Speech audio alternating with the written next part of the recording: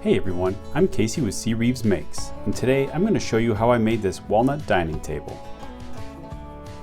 I started out with some freshly planed walnut from my local hardwood dealer.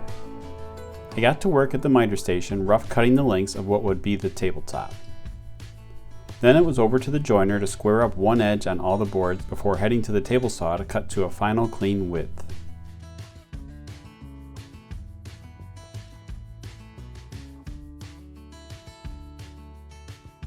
Some of these boards had a slight bow to them, so I chose to use dominoes to keep everything flat and registered to the top surface.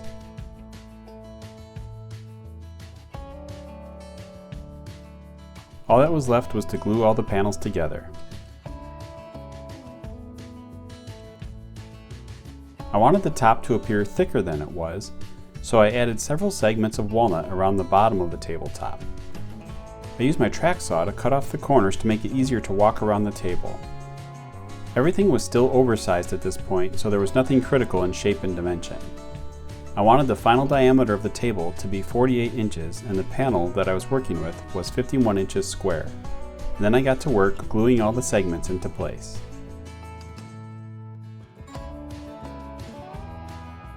To cut the top round, I chose to use my Rockler circle cutting jig.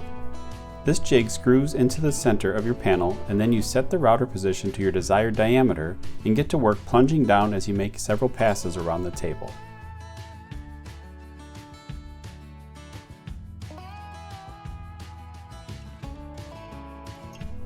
Keen eyes will see that there are two router paths in this shot. The center pin jumped at one point and I gouged into the top inside of my outer dimension, so I had to reduce my overall diameter slightly. Once you get through most of the thickness, you can finish the cut using a jigsaw. Then came back with a flush trim bit and cut the rest of the top to match the final diameter. Then it was onto sanding through the grits to get the top ready for finish.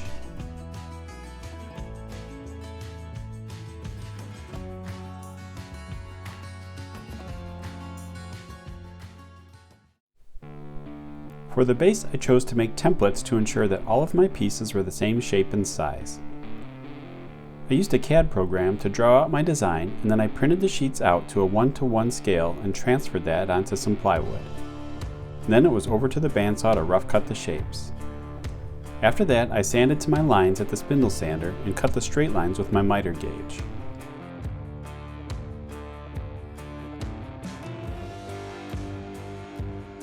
I laid everything out so that I could visually see what the base would look like, and I could get some references for the joinery. Clean lines here make for clean lines in the final pieces. I used large 6/4 walnut boards that I could get both legs and the stretcher out of. This would allow for grain and color matching. I used the templates to lay out where I wanted the grain to fall on each part of the base. And then I got to work cutting everything to the lines.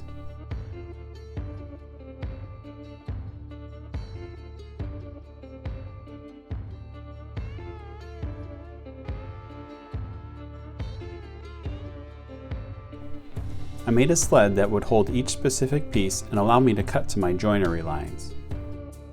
Set your template to the edge of the sled and then brad nail in some cleats to hold everything in place.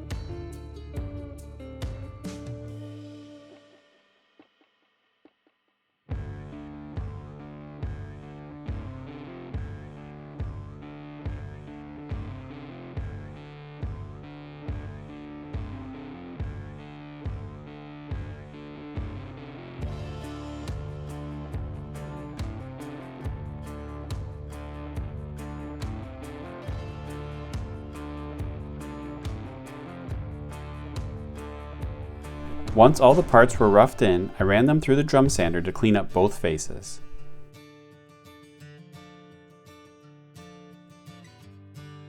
I chose to do a half-lap joint on the upper and lower stretchers. I did this by laying out my cuts and using my dado stack to remove the material.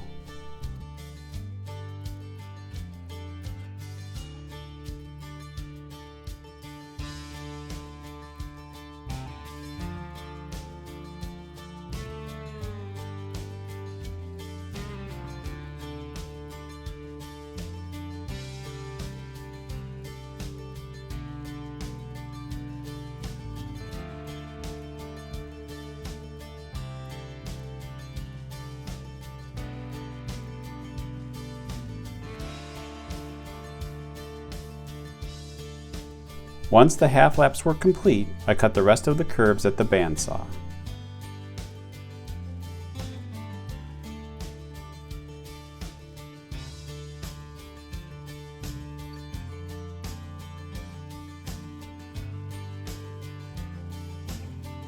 I repeated the process for the upper stretchers as well.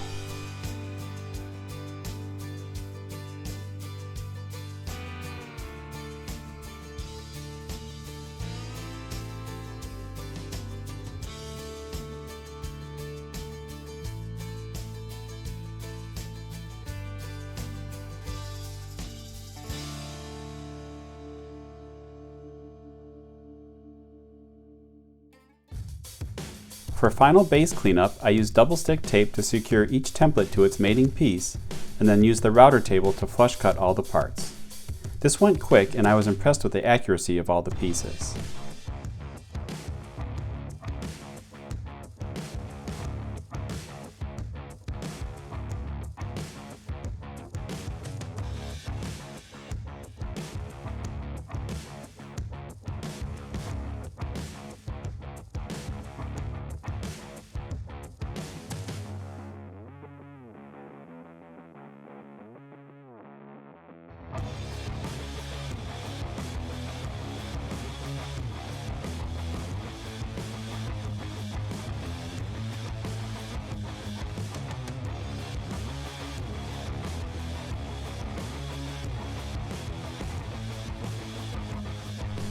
To cut the joining faces on the legs, I was back to the template sled and table saw.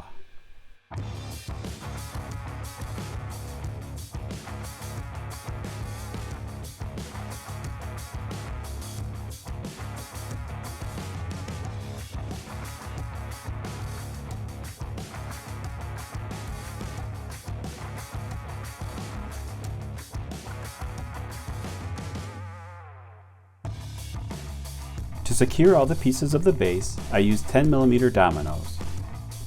I used 2 dominoes per side for the legs and the upper stretchers, and I used a single domino for the lower stretchers.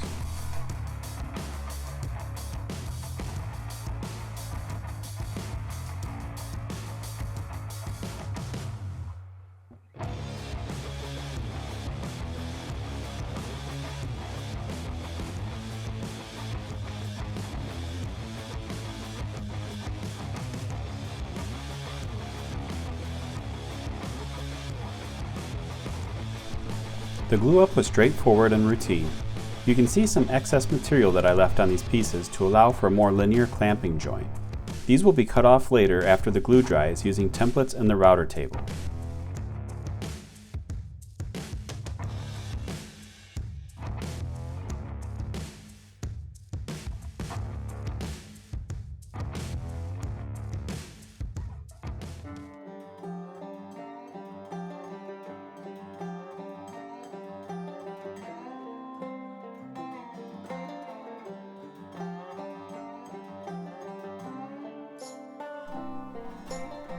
I needed to keep one leg off of the base to allow for the half lap glue ups on the upper and lower stretchers. After those joints were dry, I glued on the remaining leg.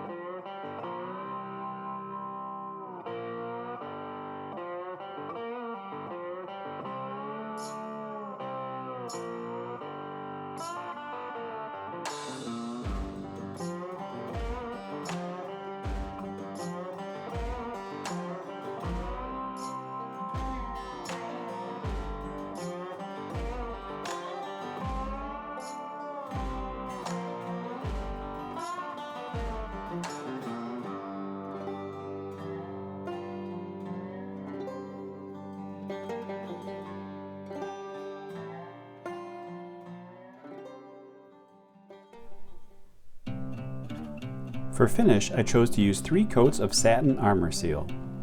I applied it with a foam brush and sanded with 400 grit between coats.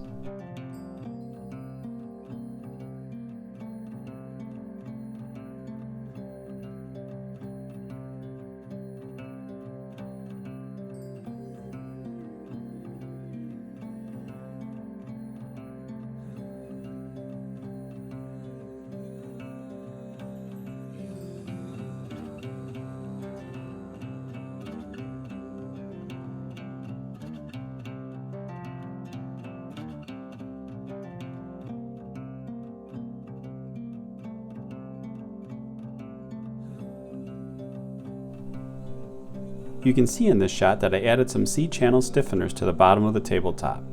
This was a last-minute decision to offer support and flatness to the thinner top material.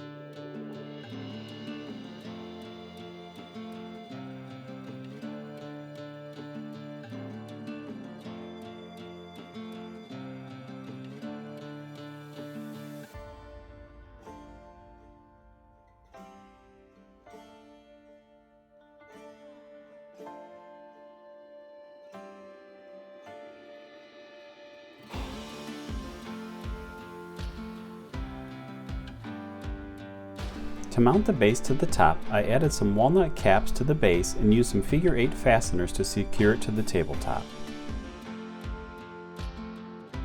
I am really happy with how this table turned out and look forward to building more furniture like this in the future.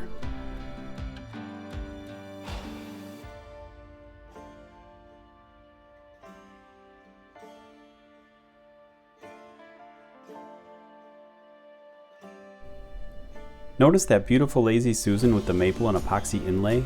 Stay tuned for an upcoming video on that as well. If you like this table or have any questions on the processes that I went through to build it, please comment down below. I try to reply to every comment and answer every question that I get.